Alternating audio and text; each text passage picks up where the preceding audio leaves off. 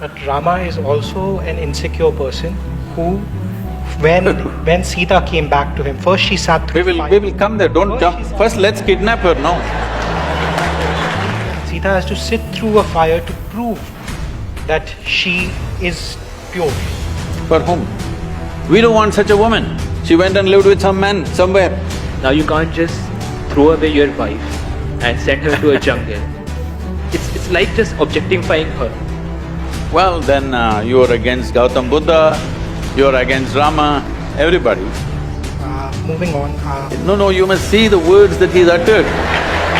Why are you reading all these evil intentions in his mind?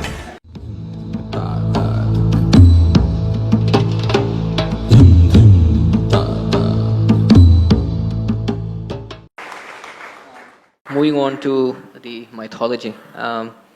So we know that Iliad was written by Homer, right? A blind guy. He wrote that there are 14,000 horses.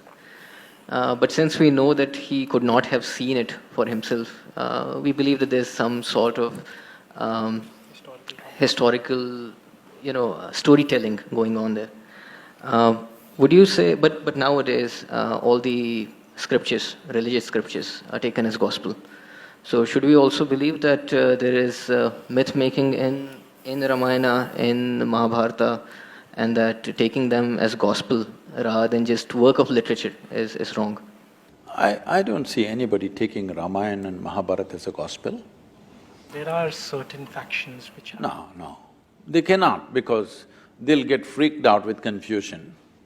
Because there are all kinds of people in Mahabharata, the best sort of man, the worst sort of man, in between every kind of man and woman. Is there over 100,000 characters? How can you make a gospel out of it?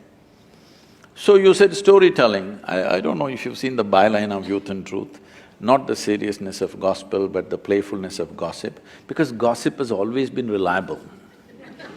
No, at any time in history, nobody went by the official version. Whatever the official version came, people asked around with their friends and relatives what happened. When 5 people said 5 different things, people learned out of their wisdom to extract some truth out of the gossip. But people always relied more on the gossip than the official version, isn't it so? It's not just today, always. However, given that this gossip can lead to a transformation of this truth to an extent where it's lost forever, do you think that's troubling? See, first of all, you're questioning, did it actually happen, right? No. So we are saying that the same argument which you have given is the argument which is usually used these days to say that buildings which were constructed by the Mughals were actually not Mughal structures. Okay. I get the however, point. that's gossip being misinterpreted completely.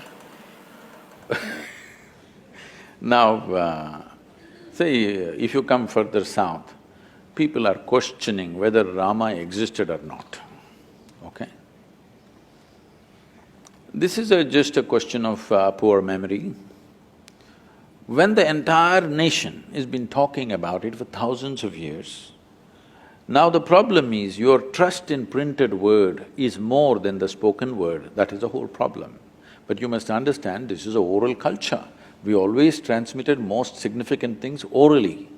You may think it's insignificant because it's not written, but anybody can write it down. People have written it down now it's a printed word. But now somebody questions, did Rama exist or not?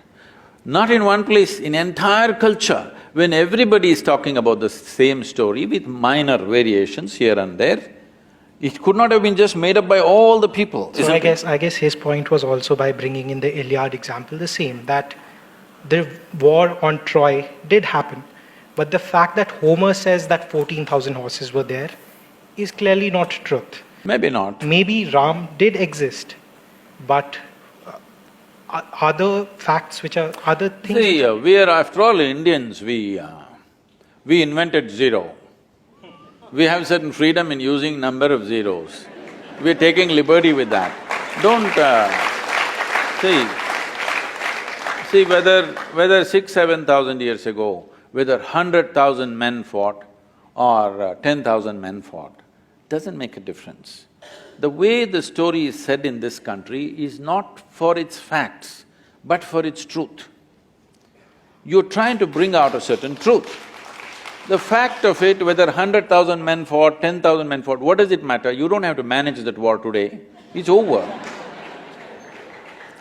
So the important thing is, what is there for me to learn from that, all right?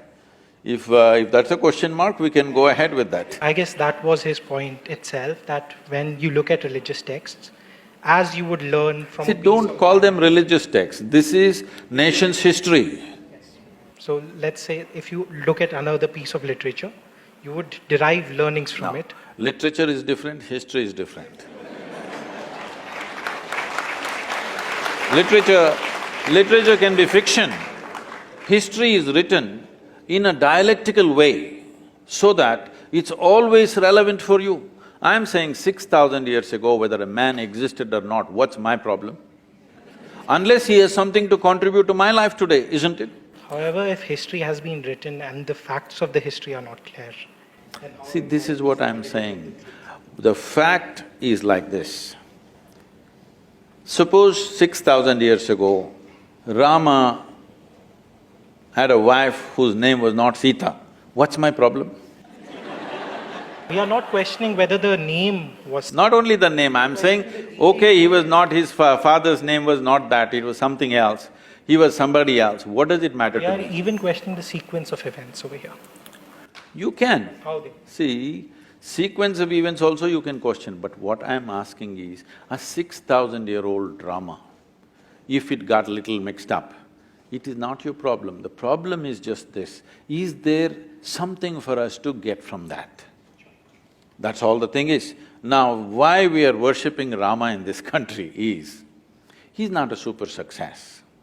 He's a serial disaster, if you look at it. Yes. Even today is having real estate issues, that's why you brought this up.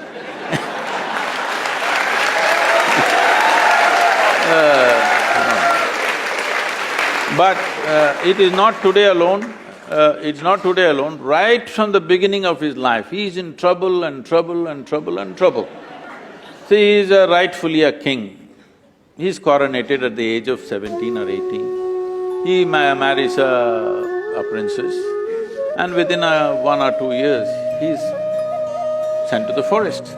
They didn't go to the jungle for picnic. As some of the television serials are showing Rama, Sita doing all that. No, it is like, throwing him out of the kingdom from his power and everything. That itself would have shattered a man, but he settled down there. But Rama is also an insecure person who, when Sita came back to him, first she sat through fire. We will come there, don't jump. First let's kidnap her, no. See, now you're changing see, now you're changing the sequence of things. First let's kidnap her, all right?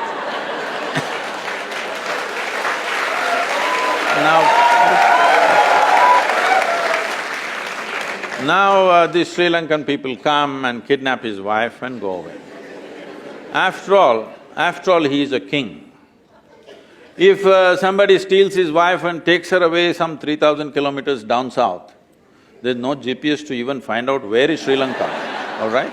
At a time like that, being a king, he could have found a local solution. There would be any number of women to marry the men, he's a king.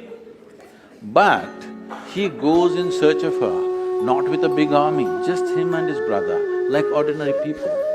If a man has to walk 3,000 kilometers down south, not knowing where she is, whether she is alive or dead or what's happened, then she must mean so much to him, yes or no? Otherwise, why would a man walk that distance?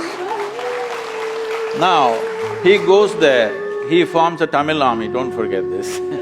And then there is a fight, kills hundreds of people, burns down a beautiful city, gets back his wife, comes and settles down. Before this, I will tell you, he goes for a year of penance in Himalayas. His brother asks, are you crazy? This man stole your wife and now you're doing penance for his death.